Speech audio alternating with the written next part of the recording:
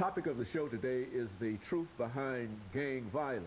And we have two other members of gangs or former gangs. And as we indicated earlier, we've got 7 individuals in the studio today who will have an opportunity to at least give some statements in reference to their feeling toward gangs and gang violence and et cetera. And so now we have Cameron and Prim, both to talk about their attitudes and why they became involved in gangs. Let's start off with you, Cameron, by having you to give us some information about how you became involved in a gang and what your aspirations are.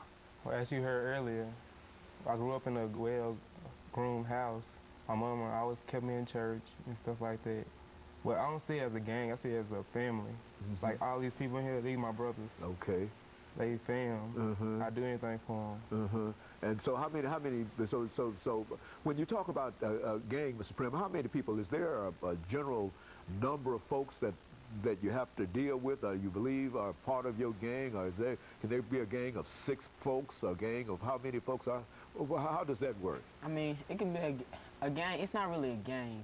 Like he said, it's a family, so somebody in their house could be a gang, but they're just a family. So it's really not no number on how many people can be in your gang or be in your family. And so you both of you regard it as a family kind of relationship, and it's not necessarily a gang to you, and because I think that when we use, Cameron, the word gang, we put a negative connotation to it. It means something negative, that these are the individuals that are going out shooting and et cetera, involved in violence. Is that the impression that you believe, that people believe about gangs? Yeah, it's just like a stereotype. And so you're both here today to try to break that stereotype. What would you like to do, Cameron, in life? I mean, what grade are you in? 12. This is your last year in school. What are you planning on doing from this point on? Going to college, get my degree, sports medicine. Okay, very good. And so you've already made a decision in reference to going to college, and you've laid a foundation so that you do believe that after your college career, your high school career, that you can go, you'll be involved in college.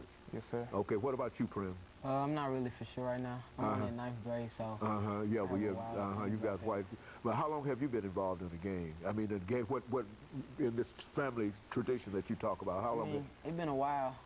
It's like I care about these guys the way they care about me. I mean. Is that the truth behind gangs? Is that a mutual feeling that members of one gang have toward their family? No, I feel like they really all, I mean, certain gangs love all. It don't matter who you are. White, black, Mexican. I love them all. Okay.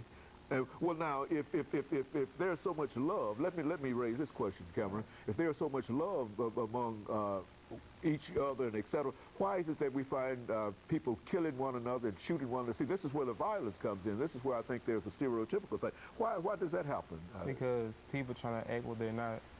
People trying to show people that they about what they're about. And the only way that they can do that is through violence or whatever? No, they can do different things. Like give back to the community, serve. And so what we're saying, both of you are saying, is that you want to renounce violence. You don't want to be involved in violence. Is that, and you want to become involved in some kind of productive activity that will take you to college and at least take you on through high school. Is that what we're saying? Well, now, what are some of the problems that you find in terms of being able to do that? I mean, it's always that person who's going to try to put you down and never wants to uplift you. But you just have to learn to go around those battles and fight those battles. Well, do you find many people trying to put you down, as you say? It's a lot of people. Well, now, how do they try to put you down when you see them?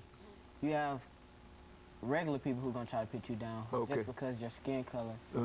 People in school going to try to put you down. Teachers going to put you down by telling you can't do something, or you made a bad grade, so you're never going to be nothing, or he never listens in class, so he's going to end up on the streets or in jail. And so they already predict a negative outcome for you by the very well. Now, do they do that because of your appearance, or why do they do that?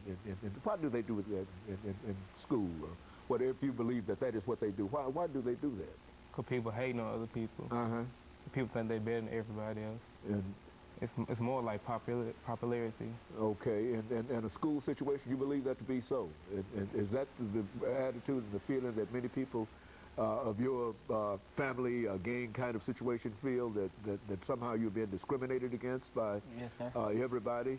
And well, what do you trace the major source of this discrimination? I mean, it's a gang, but you have people out here doing stuff to lead people to think what they think of it. If somebody goes out here and kills somebody and they're in a gang, people gonna be like, oh, every kid in the gang gonna kill somebody. So that's what leads them up to it. But you have to admit, Cameron, that there's a lot of violence, a lot of shooting, and a lot of killing in public kind of situations. Well, now, what else are people supposed to say when a young man get a pistol or whatever and start shooting other folks? How are we supposed to react to that? I mean, it's like what I said earlier. People trying to just stand up, like so what they're about. It's like people, they trying to make their name known around town. Like, you don't want to mess with him. Oh, is that some of the kind of situation you think that is prevalent here in Nashville, that people will actually take a weapon and go around and try to, quote, make a reputation in the real sense? Is that it? Yes, sir. Well, is that prevalent among gangs? Do you find that among gangs? Yes, sir. It might not be among your gang, but is that, well now, how do you deal with that? What do you say about that? Ain't no point in trying to do all that, because ain't in our vocabulary. We can do anything we want to. We put our mind to it. And so they don't have to try to build up a reputation by carrying a weapon. And well, how do you get that message across? Both of you are members of these gang families, as you indicate.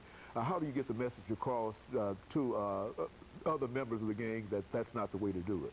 You could go around by helping your community, helping kids, going to school, speaking to the youth. All those different things can make a name for yourself rather than going out here and killing people. Well, have both of you tried to demonstrate that or talked about that? Yes, every day we try showing people the right way to do things. Yeah, we build our knowledge every day. And so in a real sense, over this last 35 seconds, the two of you are telling us that you work hard within your own gang family in order to try to improve each other and to dismiss this idea of violence and etc. Could we say that would be the truth in reference to the two of your associations? Yes, sir. And that both of you have high aspirations, that the only thing that needs to happen now is for society to give you the kind of opportunity that you think that you ought to have. Is that what both of you are saying? Yes, sir. Well, very good. And of course, let me thank the two of you for coming by, and let me encourage you to tune in again next for another edition of this particular show. Today, we've been joined